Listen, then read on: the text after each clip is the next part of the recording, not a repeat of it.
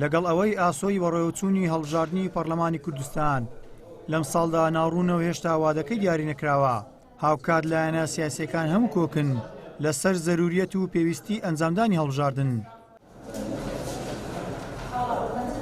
کۆمەڵی دادگەری کە خاوەنی گەورەترینی فراکسیۆنی ئۆپۆزیسیۆنی پەرلەمانە بەهۆی درێژکردنەوەی تەمەنی پەرلەمان بایکۆتی دانیشتەکانی پەرلەمانی کردووە.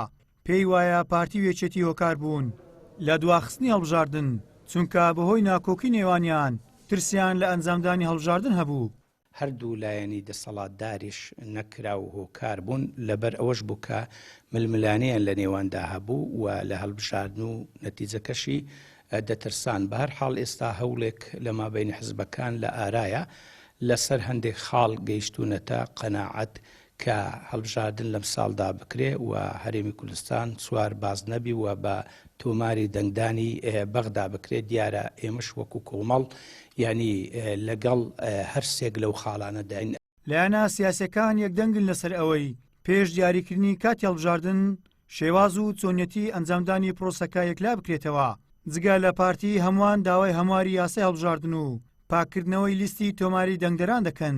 هەوڵی یەکێتی ئەوەیە کە بە زووترین کات هەڵبژاردن ئەنجام بدرێت پاشەوەی کە هەمواری یاسای هەڵبژاردن بکرێتەوە و لیستی تۆماری دەنگدەران پاک بکرێتەوە. ئیتر بە ئومێد دەکەین بە زووترین کات بەتونی کات هەڵبژاردن لە هەرێمی کوردستان ئەنجام بدرێت. ئێمە وەکوی گرتووی ئیسلامی کوردستان و کۆمەڵ و نەوەی نوێ و ئەوانەی ئۆپۆزیسیۆن زۆر جددین، زۆر حەریسین، خەبات دەکەین، هەوڵ دەدەین، فشار دروست دەکەین، دەبیت بکرێت. استحقاقێکی خەلکە و مافی خەلکە و ئێستا ئەو پەرلەمانی ئێستا هەیە تەواو، یعنی ئەو شەرعیەتە نەماوە، ماوەی تەواو بووە، ماوە بەسەرچوو بووە.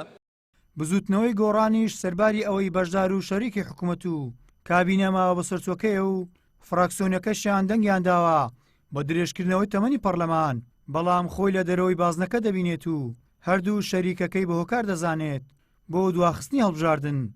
هۆکاری دواکەوتنی بەتەنها بوونی بابلین کێشە نەبووە لە تۆماری دەنگدەران یاخود لە کۆمیسیۆن لە نوێبوونەوەی کۆمیسیۆن. بەشی سەرەکی ئەوەی کە ئەتوانین قسەی لەسەر بکەین مسەببی ئەوەی کە پەرلەمانی کوردستان درێژ کراوەتەوە یەکێتی و پارتین کێشەی ناوخۆیەکانی خۆیانە.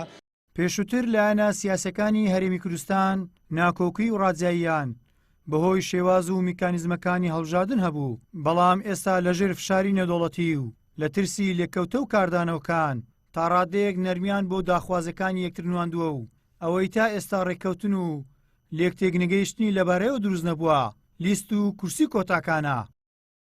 گەیلان سابیر، کەناڵی پەیام، هەولێر.